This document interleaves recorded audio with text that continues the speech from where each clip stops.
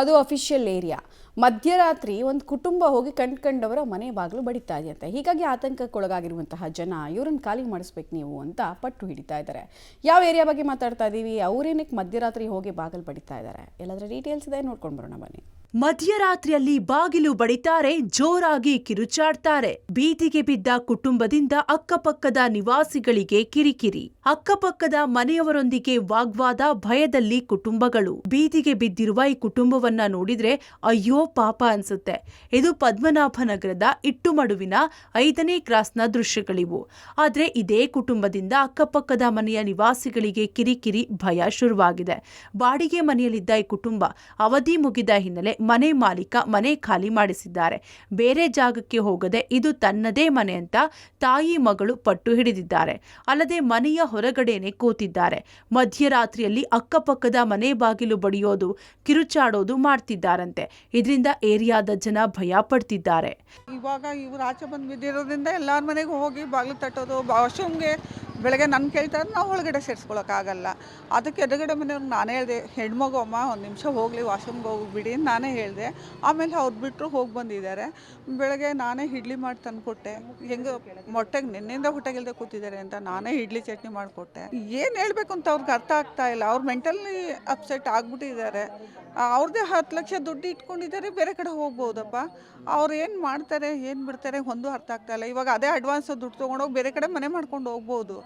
ಇವ್ರಿಗೆ ಹೇಳೋದು ಅರ್ಥ ಆಗ್ತಾ ಇಲ್ಲ. ಇದು ನಂದೇ ಮನೆ ಅಂತ ಅಂದ್ಕೊಂಡಿದ್ದಾರೆ. ತಾಯಿ ಮಗಳು ಮಾನಸಿಕ ಖಿನ್ನತೆಗೆ ಒಳಗಾದವರಂತೆ ಕಾಣ್ತಿದ್ದಾರೆ. 2 ವರ್ಷದ ಹಿಂದೆ ಬಾಡಿಗೆ ಮನೆಗೆ ಬಂದಿದ್ದ ಇವರು ಕರೆಂಟ್, ವಾಟರ್ ಬಿಲ್ ಕೊಡದೆ ಮಾಲೀಕರಿಗೆ ಸತಾಯಿಸಿದ್ರಂತೆ. ಕೋರ್ಟ್ ಆದೇಶದ ಮೂಲಕ ಮನೆ ಖಾಲಿ ಮಾಡಿಸಲಾಗಿದೆ. ಆದ್ರೆ ಇದು ನಮ್ದೇ ಮನೆ ಅಂತ ಪಟ್ಟು ಹಿಡಿದಿದ್ದು ಇಲ್ಲಿಂದ ಕದಲಲ್ಲ ಅಂತ ಹೇಳ್ತಿದ್ದಾರೆ. ಸ್ಥಳೀಯರಿಗೆ ಕಿರಿಕಿರಿ ಆಗ್ತಿದ್ದು ಚನ್ನಮ್ಮ ಅಚ್ಚಕಟ್ಟು ಪೊಲೀಸರಿಗೂ ಮಾಹಿತಿ ನೀಡಿದ್ದಾರೆ. ಇಲ್ಲಿಂದ ಜಾಗ ಖಾಲಿ ಮಾಡುವಂತೆ ಪೊಲೀಸರು ಎಚ್ಚರಿಕೆ ನೀಡಿದ್ರು. ಈ ಕುಟುಂಬ ಡೋಂಟ್ ಕೇರ್ ಎಂದಿದೆ. ಲೀಸಿಗೆ ಹಾಕೊಂಡಿದ್ದಾರೆ ಮನೆನ. ಆಮೇಲೆ 3 ಇಯರ್ಸು ಏನು ರೆಂಟು ಕೊಟ್ಟಿಲ್ಲ, ಈ ಕಡೆ ಎಲೆಕ್ಟ್ರಿಸಿಟಿ ಬಿಲ್ ಇಲ್ಲ, ಅವ್ರವ್ರದ್ದು ಏನೋ ಪ್ರಾಬ್ಲಮ್ ಇದೆ. ಬಟ್ ಇಲ್ಲಿ ನೇಬರ್ಸ್ ಆಗಿ ನಮಗೇನಂತ ಹೇಳಿದ್ರೆ, ಮಕ್ಳು ಇಟ್ಕೊಂಡಿರ್ತೀವಿ, ಒಂದೊಂದು ಸತಿ ಒಬ್ಬೊಬ್ಬರೇ ಇರ್ತೀವಿ. ಈ ಥರ ಮೆಂಟಲಿ ಒಂಥರ ಚಾಲೆಂಜ್ಡೋ ಇಲ್ಲ ಏನು ಪ್ರಾಬ್ಲಮ್ ಇದೆಯೋ ಗೊತ್ತಿಲ್ಲ. ಅಂತೂ ಯಾವ ಥರ ಡಿಸ್ಟರ್ಬ್ ಆಗಿದ್ದಾರೆ ಅಂತ ಗೊತ್ತಿಲ್ಲ.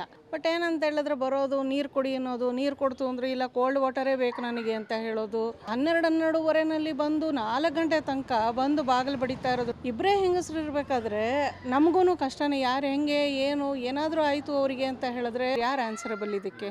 ಸುಮ್ಮನೆ ನಾವು ಹಿಂಗೆ ನೋಡಿದ್ರೇ ಸಾಕು, ನಾವಿಲ್ಲಿ ಬೀದಿಗೆ ಬಂದುಬಿಟ್ಟಿದ್ದೀವಿ, ನಮ್ಮ ಲಗೇಜ್ ಮೇಲೆ ಶಿಫ್ಟ್ ಮಾಡಿಸಿ ಅಂತಂತಾರೆ. 4 ಗಂಟೆ ತನಕ ಬೆಳಗಿನ ಜಾವ ಎದ್ದು ಕೂತ್ಕೊಂಡು ಇವ್ರುಗಳ್ದು ಪ್ರಾಬ್ಲಮ್ಸ್ ಅಟೆಂಡ್ ಮಾಡಿಕೊಂಡು ಮತ್ತೆ ನಾವು ಆಫೀಸ್ ಅಟೆಂಡ್ ಮಾಡೋದು ಹೇಗೆ, ಮೀಟಿಂಗ್ಸ್ ಅಟೆಂಡ್ ಮಾಡೋದು ಹೇಗೆ? ಯಾರದ್ದೋ ಮನೆ, ಯಾರೋ ಬಾಡಿಗೆದಾರರು, ಬೀದಿಗೆ ಬಿದ್ದಿರುವ ಕುಟುಂಬದ ಕಿರಿಕಿರಿಗೆ ಅಕ್ಕಪಕ್ಕದ ಮನೆಯವರು ಮಕ್ಕಳನ್ನು ಹೊರಗಡೆ ಬಿಡುತ್ತಿಲ್ಲ. ಅಕ್ಕಪಕ್ಕದ ಮನೆಯವರೇ ಊಟ ತಿಂಡಿ ಕೊಡ್ತಿದ್ದು ಊಟ ಕೊಟ್ಟವರಿಗೇನೆ ಬೈಯುತ್ತಿದ್ದಾರಂತೆ. ಈ ಕುಟುಂಬದಿಂದ ಕಳೆದ 2 ದಿನಗಳಿಂದ ಅಕ್ಕಪಕ್ಕದ ಮನೆಯವರು ನೆಮ್ಮದಿ ಕಳೆದುಕೊಂಡಿರುವುದು ನಿಜಕ್ಕೂ ವಿಪರ್ಯಾಸ. Prakash D Rampur, public TV, Bengaluru.